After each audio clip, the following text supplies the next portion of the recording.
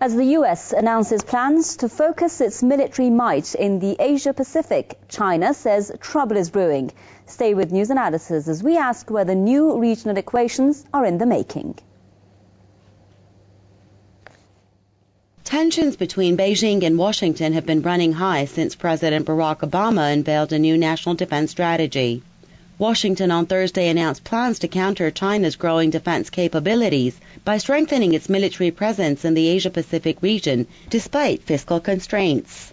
The new strategy is less boots on the ground and more of the air wars. A lot of the U.S. targeting of its perceived enemies has been through drone attacks, targeted killings.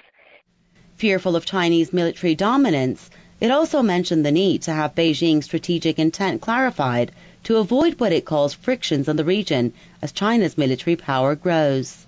This is not a question of strategy, really. The strategy comes out of the need in this country to satisfy the weapons lobbyists who spend millions of dollars every year to buy votes from the American Congress. And they have institutionalized the military. Now, what is the strategy? The strategy seems to be the same old thing. Control as much as you can control of the world and punish all of those governments who don't obey you. Beijing has called the charges in the defense guidance groundless and untrustworthy. It has urged the U.S. to avoid what it's called warmongering policies and instead play a more constructive role. Plans to strengthen the U.S. military prowess in the Pacific come as Washington, the world's largest military spender, wrestles with a looming debt crisis due to years of war in Afghanistan and Iraq. The budget crisis has gradually reduced trust in the dollar that was once seen as the world's reserve currency and an advantage to gain trade. Asia's industrial giants that have their currencies pegged to the dollar are now seeking to find good value for the long-term global investor and a better means of trade to avoid the jitters caused by an unstable U.S. economy. In December, China and Japan in a surprise deal agreed to ditch the dollar in bilateral trade and instead use their own currencies. Experts believe such moves will ultimately lead to an era when the dollar is no longer dominant. Well, joining me now live from Washington is Mr. Michael Malouf, a former Pentagon officer. Thank you for being with us, sir. Also live from Madison, philosopher and former Marine Corps officer, Mr. James Fetzer. Thank you very much, sir. And with us on the line from Beijing is host of China Radio International, Mr. Paul James. Thank you for being with us. I'd like to put the first question to Mr. Michael Malouf in Washington. Mr. Malouf, what does the U.S. mean when it says there's, quote, a lack of openness in China's military policy? Well, for years, the Chinese military has been somewhat closed to the U.S. military. The United States has been trying to engage more of a military-to-military relationship, but because of our relationship with Taiwan and wanting to sell them weapons and things like that, the Chinese have basically closed down that avenue for the most part. But through intelligence and other means, the United States is able to, and also from comments made by the Chinese, they're able to see what the Chinese intentions might be. And the Chinese have been very open about wanting to assert themselves more into the South China Sea and to tell foreign countries such as the United States, and I might add India, to stay out. They regard that as their sphere of influence. So right, all of this is beginning to develop a crescendo that this year may actually create a problem. Right. Well, problem. Washington has said that there is some regional friction involved, and because of that, it's going to expand its military presence in the region. I'd just like to bring in Mr. Paul James from Beijing. Mr. James, do you think Washington does see China as a security threat, at least in the long term? Yes and no. There's a larger question that lies in here, and it's one of intent. Whether or not Beijing is putting out the signals, I guess, if you want to put it in that respect, toward how it's going to react to the situation across the Taiwan Strait. The issue of Taiwan, of course, is one of paramount importance for Beijing, because Beijing considers Taiwan to be a renegade province and one that eventually will be reintegrated with the mainland. You've got critical issues there, and in particular this year, as our esteemed colleague from Washington was just mentioning, one of the big issues is going to be the election in Taiwan, which is going to take place very soon, which is going to shape the way in which Beijing approaches its policies moving forward, as far as its strategies, as far as its military is concerned. You've got also issues with the South China Sea, which are, of course, heating up as well, which was also mentioned. The United States, of course, trying to put a sphere of influence in there vis-a-vis its allies with the Philippines and with Japan as well, also sort of, as they say, sticking its nose in the situation. So it'll be an interesting time to see how this year plays out as far as defense policy and defense strategy is concerned from Beijing, also given the fact that you've got a leadership change coming up here in Beijing as well. Right, let's go to Mr. Fetzer now. Mr. Fetzer, what do you think are the strategic interests involved now, with Washington turning towards the broader Middle East, from Iraq and Afghanistan to the Pacific region, which it's considering as the epicenter of, so to speak, the new security challenges that it's going to face?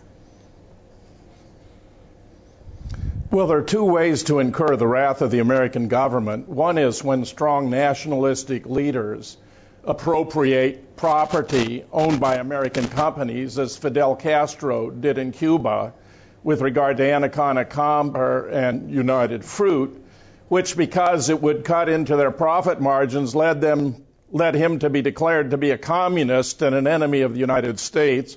Salvador Allende in Chile, who was, of course, elected in a democratic election, but it was to the detriment of ITT. So since he was cutting into the profits of another big corporation, he too was identified as a communist. Now we have a whole series of nations, including Iraq, Venezuela, and Libya, who have gone from the petrodollar to the petro-euro. That's really very much what's at stake here. If there isn't the artificial propping up of the American dollar, then a country is going to suffer. The situation with Iran is a perfect illustration.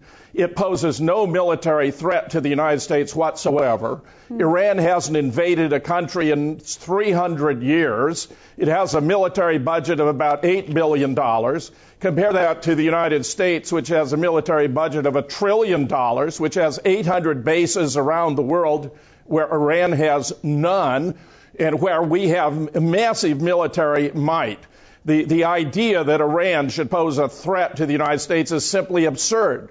The blunder that China has made in the eyes of the American administration is that agreement with Japan that they're going to trade in their own currencies rather than the American dollar. That's what's going on here.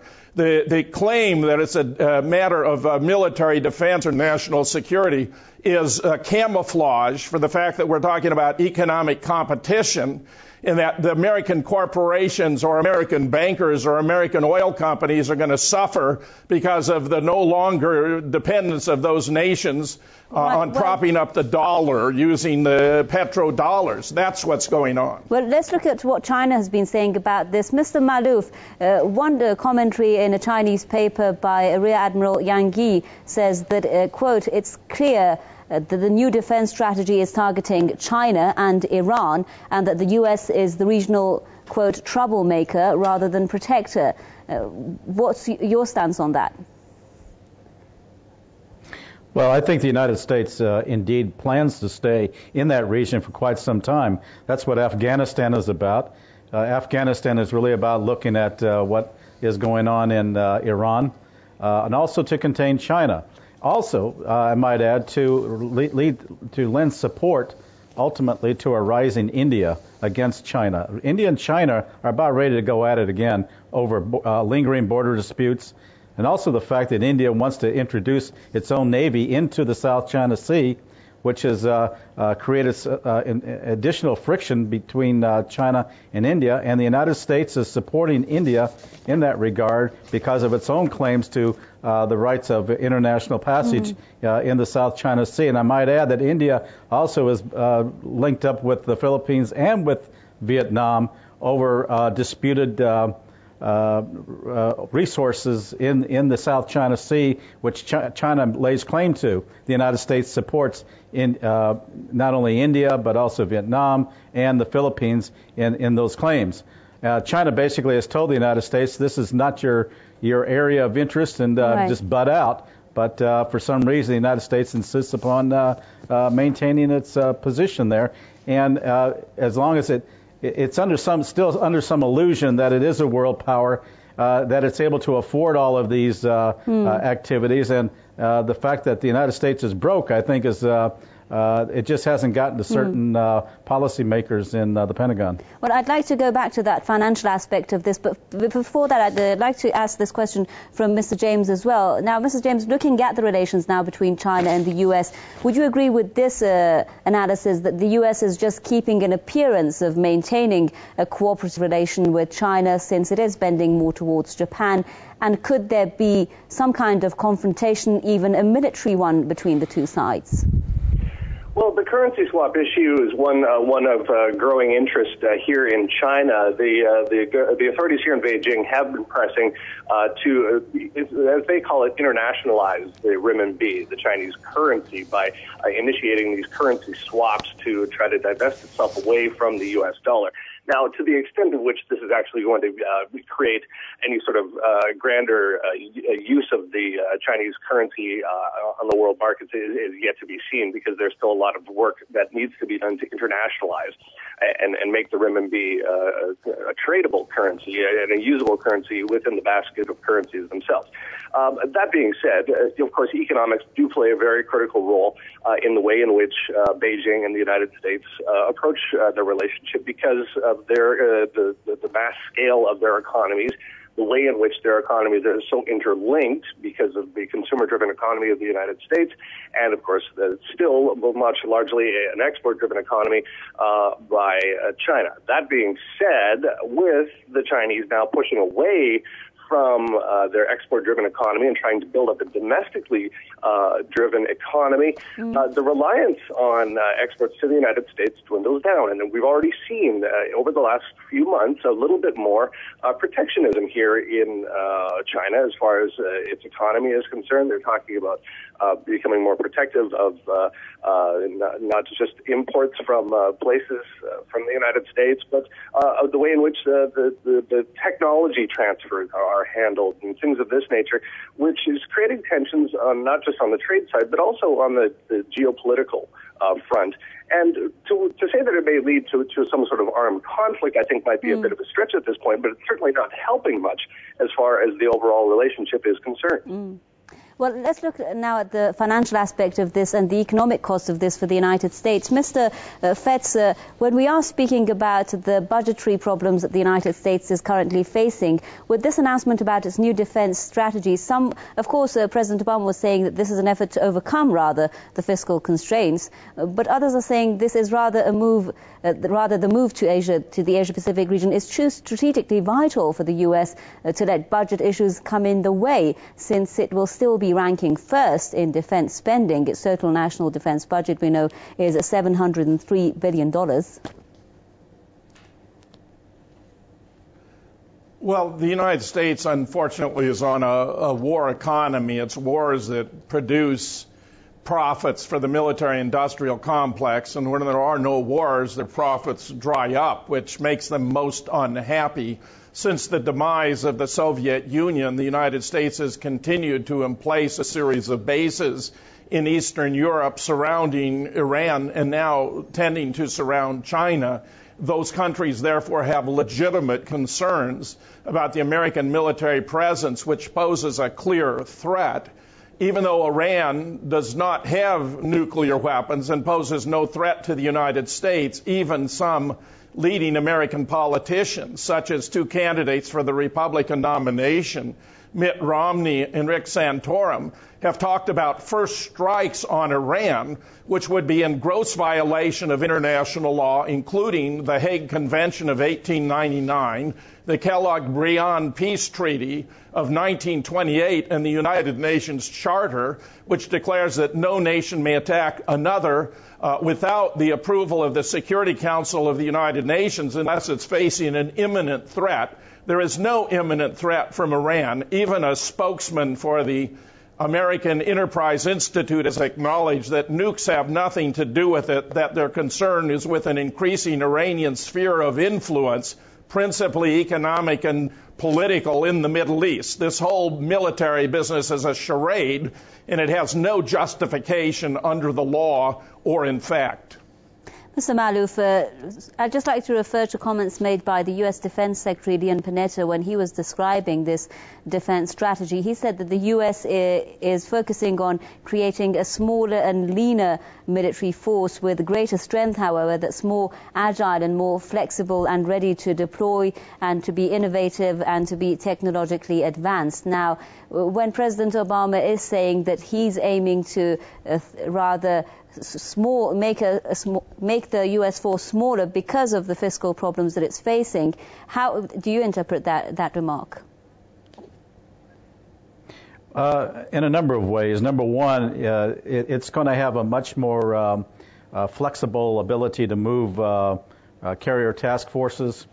It probably envisions cutting back on a standing army rather, and probably doing more special forces type of training, so that you can have insertion and in hot areas where there might be conflicts.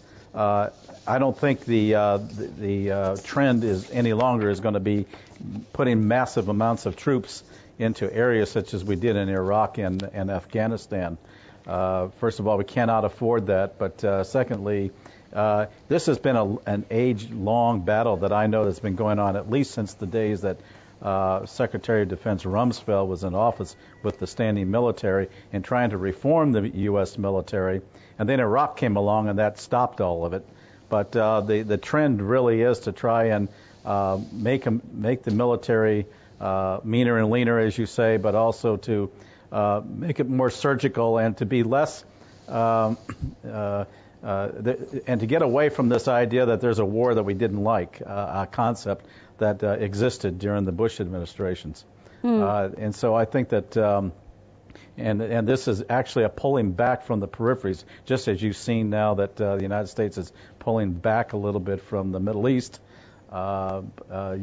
And so they're going to put their concentration where they're much more comfortable, and that would be in the Pacific because of our allies there, namely Japan and all the other countries such as Philippines, Vietnam, but also, once again, I mentioned India because that's going to be a critical, important country along with the United States, basically to contain China.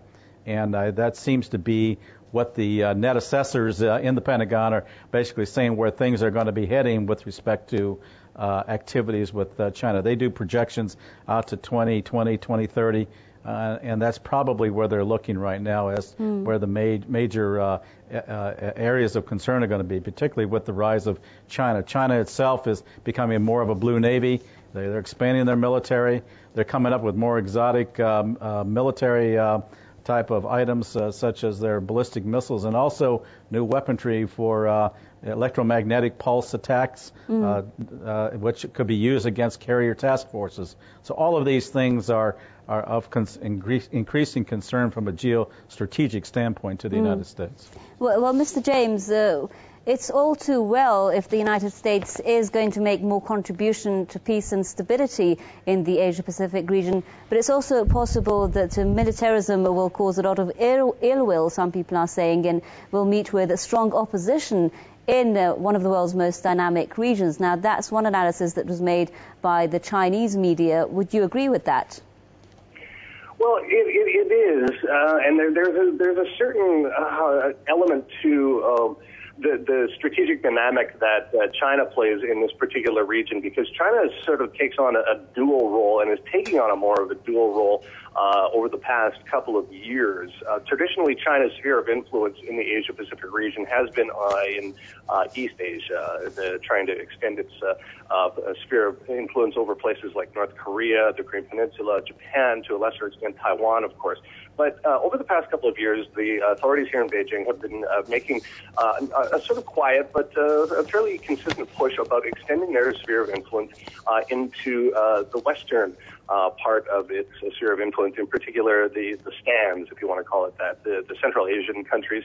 And in particular, one place that is going to be of key interest, which our guest from Washington alluded to as well, is India and Pakistan in particular. Now, the Chinese authorities have always had a very strong relationship with the government in Pakistan. This goes back decades to the Cold War, when China allied itself with Pakistan while the Soviets allied themselves with India.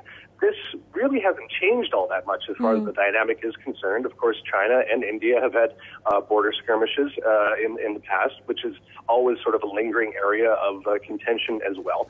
Right, Mr. James, if I could just stop you there, if I may, because unfortunately we're running out of time. I'd just like to give the last comments here to Mr. Fetzer in Madison. Mr. Fetzer, if you could tell us in less than a minute, what do you think, how will this play out when you say that this is only a cover in the U.S.'s confrontation with China? How do you think this is going to play out between two sides? Well, if Japan can survive the Fukushima disaster, which is not yet clear, the great economic and manufacturing engine is now between China and Japan. The United States is in the last stages of decay of the American empire, parallel to the decay of the Roman Empire, overextended, economically incapable of sustaining its own ventures abroad and leading ultimately to a political and economic collapse, I am very sorry to say. Philosopher and former Marine Corps officer Mr. James Fetzer joining us there with his comments from Madison. I'd also like to thank former Pentagon officer Mr. Michael Malouf joining us from Washington, and a big thank you to host of China Radio International, Mr. Paul James, on the line with us from Beijing. I'm afraid that's all the time we have for this edition of News Analysis from me, Homa Lesgi, and the rest of the team here in Tehran. It's goodbye.